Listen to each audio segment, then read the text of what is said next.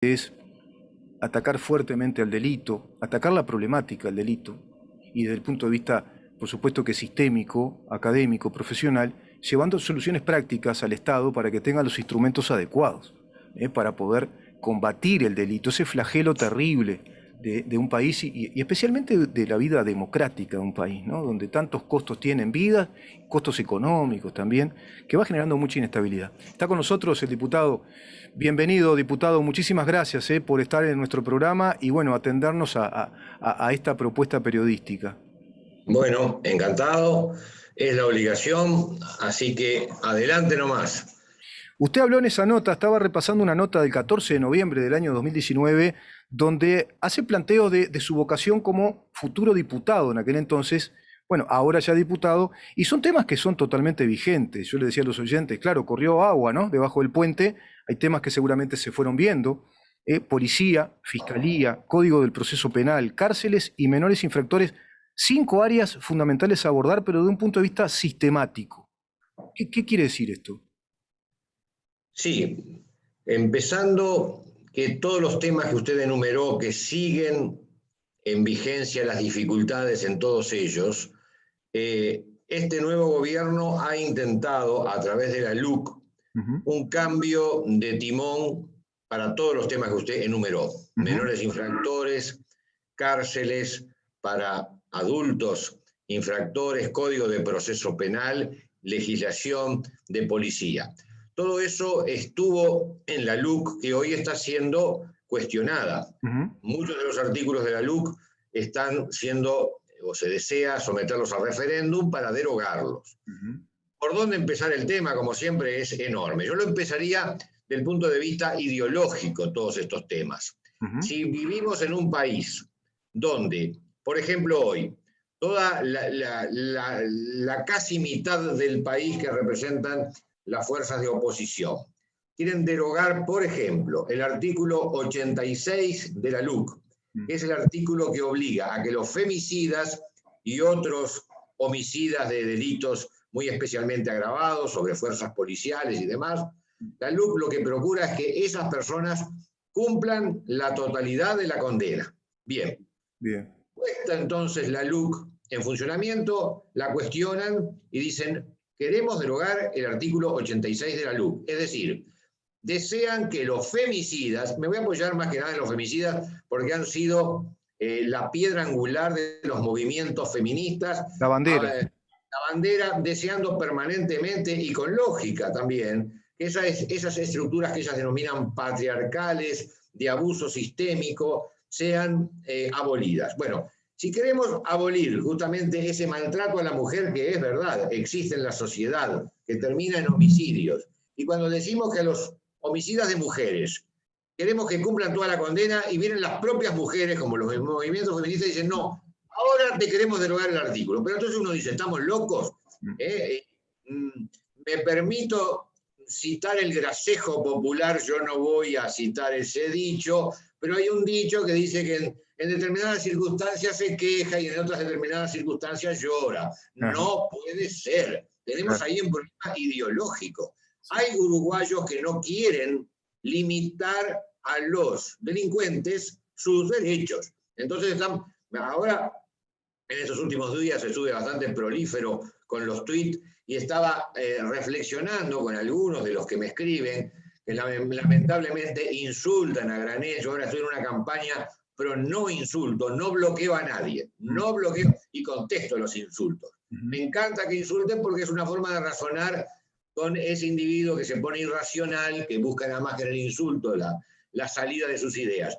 Pero me estampaban sobre todo, no queremos más punición, no queremos más cárceles. Y mi reflexión era, perfecto, lo dejamos libre en el día, como este código de proceso penal tenía un instituto que se llamaba suspensión condicional del proceso, que en el día quedaba libre un individuo que se había robado un vehículo de $10.000. Quedaba libre en el día y se le imponía como, entre comillas, sanción, ir a lavarle el vehículo a la víctima, que con toda razón la víctima dijo, pero ni te me acerques, ni te me acerques. Pero el sistema judicial le quería imponer la solidaridad. Entonces, mientras no cambiemos la cabeza como uruguayos, mientras no cambiemos, no hay frente en el que podamos luchar efectivamente. La LUC metió peso, yo participé en la LUC en materia de infractores, elevó la sanción por homicidios a 10 años. Bien. Y gritan, y gritan, y gritan. Entonces tenemos que, yo fui fiscal de menores y sufrí lo que es verlos a homicidas cumplir una condena de 11 meses. Todavía me queda acá en la retina un almacenero de Las Piedras muerto de 15 puñaladas por un muchacho de 17 años, que ya de niño no tiene nada, cumplió 11 meses. Una vida humana valía 11 meses. Miren lo que me dicen los jueces. Interrúmpame cuando quiera, mire que yo soy es un disparate. Yo estoy pensando, esa contradicción se manifiesta en todos lados. En Argentina, el politólogo Agustín Laje da ejemplos claros de, por ejemplo, fiscales en Argentina, también muy profeministas radicales, que liberan a violadores en poco tiempo, les dan penas comunitarias, como pasa acá. Si no se ajusta la penalidad a la gravedad del delito, y por otro lado dan esas banderas de reclamar por el abuso de la mujer, que la verdad que son muy contradictorias. Y respecto al tema que usted dice de los insultos, yo les recomendaría a todos los que insultan el libro de Arthur Schopenhauer, El arte de insultar, porque para insultar también hay que tener un arte, según Schopenhauer, porque en definitiva es el argumento ad personam, que no es válido en un debate de ideas, no es nada válido. La persona, en verdad, nosotros no importamos mucho, importa lo que estamos esgrimiendo como ideas, ¿no? Claro. Pero bueno. Pero ese es el mecanismo facilongo para poder inhibir a la contraparte en una discusión, y muchos quedan afectados. Mire, no quiero apartarme del tema, pero incidentalmente, personas con importante fuste de profesionalismo en el área del periodismo, ahora cuando saqué un último tuit en la mañana de hoy, entre un par de charlas que tuve con periodistas, y entonces hablaba de que los insultos tienen, obviamente procuran eso, el bajo nivel, y cité una serie de insultos que me han efectuado, y con el chascarrillo que me caracteriza, dirían los españoles, porque soy un individuo que tiene buen humor y se toma muchas cosas en broma, sometí a escrutinio en mi tweet 3 insultos fuertes, 3 insultos fuertes, a ver cuál era el insulto que ganaba en cuanto a capacidad agraviante, oportunamente, para agradecerle, sin ningún insulto, voy a exigir a todos mis seguidores, pero agradecerle al que emitió ese tuit, bueno, la, entre comillas, creatividad maligna que él mismo tenía. ¿Sabe qué? Sí, está parafraseando prácticamente, seguramente lo sabe, al propio Schopenhauer, cuando habla de las estrategias para minimizar al otro. Y hay estrategias, yo se las voy a pasar después por tweet, de pronto es un aporte. Transcribo directamente lo que Schopenhauer nos plantea en El arte de insultar. Un hombre que fue enemigo de insultar. Fue enemigo totalmente, fue un filósofo altamente debatiente, una personalidad difícil, complicada incluso, pero en el ámbito de las ideas es un hombre estrictamente profundo, ¿no? Pero, si usted recuerda el Cyrano de Bergerac, el Cyrano era un hombre a una nariz pegado, era la característica con que se inician los versos. El individuo estaba acostumbrado a que lo insultaran por su gran nariz, pero pedía por favor poesía en el insulto. Exacto. Y él mismo, a sus oponentes que lo insultaban y le decían narigón, por ejemplo, decía, pero qué falta de mérito. Y él mismo se autoefectuaba una poesía a su propia fealdad. Luego de eso sacaba el sable, se batía a duelo y generalmente mataba a sus adversarios en el campo de la habilidad de esgrima. Pero volviendo al tema, capaz que nos vamos un poco, pero el insulto es importante porque en las redes se ha transformado en un elemento esencial para discutir, y lamentablemente hay mucha gente que se inhibe. Mi anécdota iba a que personas bien intencionadas, que claro, les molesta, que ven escrita una palabra soez y enseguidamente les molesta, y les trataba de explicar lo mismo que usted decía.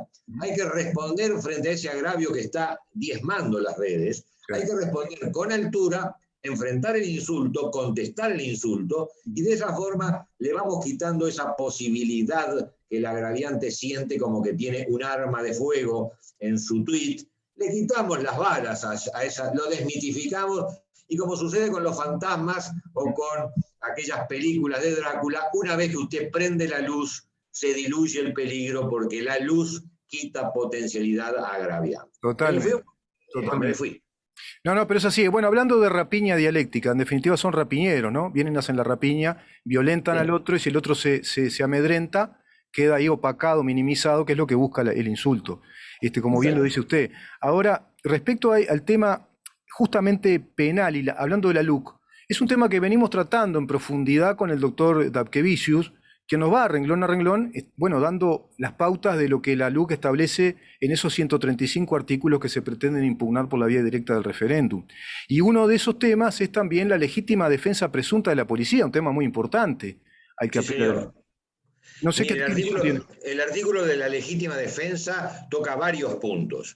El que usted establece, que fue un mecanismo de la legítima defensa presunta, es uno que da una visión favorable a la actitud del policía en tanto no haya prueba en contrario. Exacto. No es que cualquier policía en cualquier circunstancia va a ser amparado por la presunción de legitimidad de su operar, sino que no habiendo elementos de prueba negativos, la presunción opera. Exacto. Técnicamente yo tuve otra visión. Yo lo iba a llevar por lo que se llama el cumplimiento de la ley. El policía, al cumplir la ley y no haber indicios de que la incumplió, automáticamente es amparado. Pero eso es un tema muy técnico que no le importa a la opinión pública. Sí, pero mire que, doctor, hay un tema muy importante acá que plantea la legítima defensa presunta, que es justamente, como usted dice, presunción relativa, hay que probar esa legítima defensa.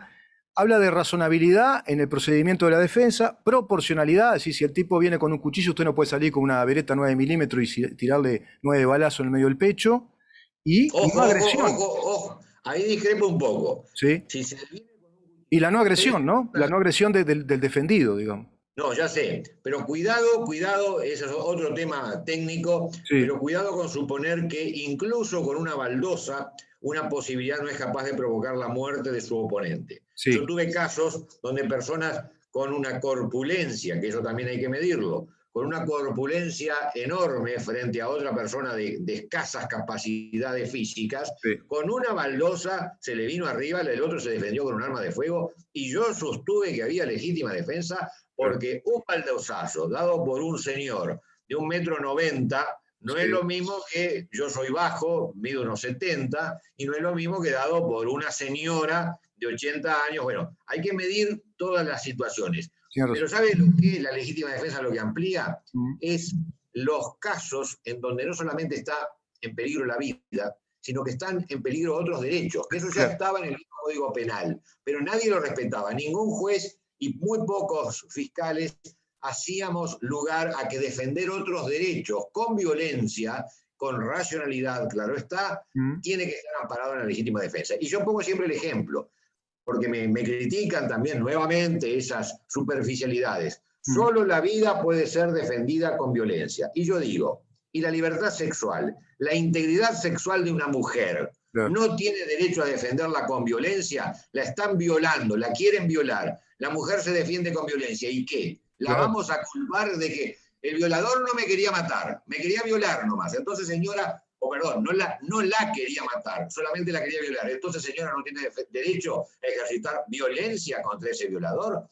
La persona que ha ahorrado durante su vida y que el capital que tiene es para su vejez y el de su mujer o viceversa, su marido, y le hurtan porque la persona desconfía de los bancos, tiene el capital guardado, le están hurtando ese capital. Eso ya no es dinero, eso se transformó en vida, en forma de vida. Entonces, no tiene derecho a usar violencia, tiene que asistir pasivo al acto del hurto. Está lleno de ejemplos que la razón, el sentido común, tendría que ser prevalente. Y lo recoge la LUC, ¿no? En su artículo. Ese razonamiento lo recoge, porque lo recoge. Ahora, por una innovación que se hizo, yo participé en esa innovación, el doctor Amadeo Tati estuvo también como partícipe indirecto, le hicimos ese agregado a la LUC, y hoy la persona puede defender no solamente su vida, su integridad sexual, su capital, son derechos. Ahora, lo de siempre, lo que va a decir el que se opone a esto. Bueno, te están robando una cajilla de cigarrillos, sacás el 38, le pegás un tiro, ese para adentro. Eso es un irracional. Ahí pero no No hay principio de razonabilidad ninguno. Es decir, Claro, son argumentos falaciosos, ¿no? Porque no ven los elementos que la ley establece. Razonabilidad, proporcionalidad, que como usted bien dice ahí, hay que ajustar la casuística, digamos, el hecho concreto. sí, Si es un tipo con destreza marcial y pesa 90 kilos, hasta con el filo de una, me lo tira con destreza y con el filo de una baldosa me parte la cabeza o me rompe, exacto. ¿no? Es así. Exacto. Este, Entonces, la ley, no se olvide siempre, hay gente que quiere precisión matemática en las leyes. Las leyes no tienen precisión, no podrían tener precisión matemática. Capaz que tenemos tiempo y nos referimos al 224, que es el artículo que propone el diputado Colman de violación a las disposiciones sanitarias, poniendo en riesgo la vida de otras personas, que es lo que está pasando con la pandemia. Y la gente quiere precisión matemática. ¿En qué caso sí? Para eso hay un fiscal, hay un abogado defensor y hay un juez que le van a dar la razonabilidad jurídica. Pero es imposible decir, si se quita el tapaboca 1 centímetro para abajo y había tenido un hisopado de hace 4 días, no, es imposible que la ley establezca la casuística. Ese es otro tema, pero viene al caso a agregar que la ley tiene que dar las circunstancias generales de tipicidad, de punición, de ilegitimidad, pero no puede entrar en la casuística pequeña, porque entonces se transforma en una locura cualquier tipo de legislación. ¿Le parece ir a ese tema, doctor? La violación de las medidas Disposiciones sanitarias. sanitarias Sí. poniendo en riesgo. Esa es la modificación que propone el diputado Colman del Partido Nacional y a quien yo he secundado con entusiasmo porque estimo que es una disposición penal importantísima que se aprobará ahora. ¿Y El cómo? presidente de la República no manifestó su disposición a que este artículo saliera. Obviamente que dijo que no lo iba a vetar, pero es una iniciativa de un integrante del Partido Nacional, que es sancionar aquel, a ver si nos entendemos, veo que usted tiene capacidad jurídica y que conoce, o por lo menos Sí. tiene una capacidad de razonar jurídicamente. Se le imputan 2 conductas pasibles de conformar la tipicidad, es decir, que sea una conducta típica. Bien. La primera es violar las disposiciones sanitarias y la segunda es poner en riesgo la vida de otra persona. Requiere de una doble tipicidad, Bien. o por lo menos un requisito típico que es, o requisito objetivo que es violando las disposiciones sanitarias pone en riesgo. El caso claro, después están todas las situaciones del laboratorio, es la persona que está expresamente haciendo reclusión por tener COVID, sabe que está infectada y violando las disposiciones sanitarias, quebranta el mandato y se acerca a otra persona y le da un beso, por ejemplo. Sí. O sale sin tapaboca y comienza a hablarle a otra persona sin tapaboca. Hay dolosidad, digamos, ¿no? Hay una Hay dolosidad un dolo. eventual. En este caso, claramente hay un dolo. Sí. Y ahí tendríamos que viola la disposición sanitaria y a la vez pone en peligro la vida ajena. Entonces, me han dicho, claro, el hombre va por la calle, se le cae el tapaboca, viene la policía, lo lleva preso y el fiscal lo procesa con el juez. No, mi amigo, otra vez la falacia permanente de querer llevar al extremo, en aquello que Ferreira tiraba como paralogismo de falsa oposición, tratar de llevar conductas. No es que los jueces y los fiscales se transformen en dementes y empiecen a procesar gente por cualquier cosa. No, es probar los casos donde hay riesgo para la vida. El caso de infección es incuestionable. Y puede haber otros casos que no sean aparentemente tan claros, como son las fiestas clandestinas, donde primero se viola la disposición sanitaria, totalmente. Y luego, por el acercamiento voluntario que las personas realizan entre sí, que jadean, transpiran, se respiran, bailan juntas, están poniendo en peligro la vida humana. No se puede hablar de delitos de daño, que sería imposible porque el delito de daño exige probar que me contagió Albertito. Bueno, es imposible probar quién te contagió, pero si Albertito vino, te respiró encima, se sacó el tapaboca, te persiguió en una fiesta, lo que fuere, obviamente que Albertito no puede quedar indemne de responsabilidad porque con conciencia de estar violando disposiciones sanitarias puso en riesgo la vida de otras personas. Claro. Entonces, el delito lamentablemente está detenido, casi es aprobado en el Senado. Surgió luego de cabildo abierto la duda en lo que se llama delitos de peligro. Criticaron por eso la figura, después la criticaron por ser una norma penal en blanco. Las normas penales en blanco son las que no tienen un prerequisito debidamente establecido, sino que son amplias. Se hace imposible hacer normas que no sean en blanco cuando estamos hablando de estas materias. Nuestro ordenamiento jurídico, por ejemplo, la ley de estupefacientes es una norma penal en blanco. Sí. ¿Por qué? Porque castiga al que viola. Trafica o tiene.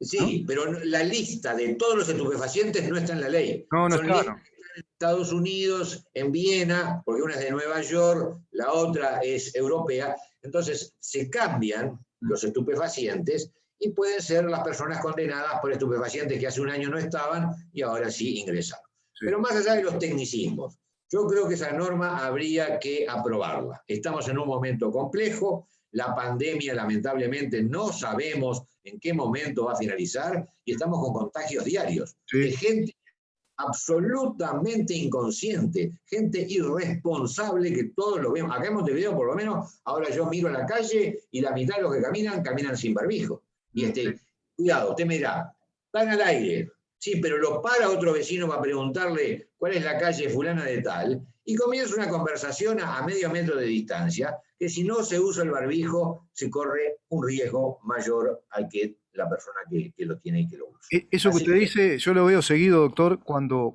voy por el Prado. Yo soy de la zona del Prado, voy a hacer algún mandado a una superficie grande de supermercado, pronto voy con mi mamá, y uno ve la cantidad de gurizadas, chiquilines, que típico de la edad, además de la adolescencia, esa adolescencia ya no temprana, sino la que va entrando en la juventud, y uno los ve en los para decirlo elegantemente, ¿no? Los arrumacos amorosos, grupos de 4 o 5 personas, está compartiendo alguna botella del famoso líquido de la cerveza, y así, evidentemente, eso está generando posibilidad de contagio. Lo vimos con los adolescentes que se vacunan ahora, doctor, cuando el testimonio de adolescentes veía el otro día en informativo del Interior, diciendo, es mejor porque estamos protegidos, porque nosotros somos de tener una vida social más activa. ¿Qué está diciendo eso? Que el adolescente nunca hizo caso. Y cuando hablamos de adolescente, hablamos de gente de 16 años, 17, 15 años, que tienen una vida social activa, y de pronto ellos son asintomáticos, quizá, pero están contagiando. Pero, y también ahí estamos viendo ese tema, ¿no? Mire, yo he sido duro. Me han hablado de determinadas marchas, incluso del 8M, por ejemplo, y yo he dicho que sí, que a mi juicio, si la figura penal estuviera aprobada, podría ser aplicable a determinadas concentraciones.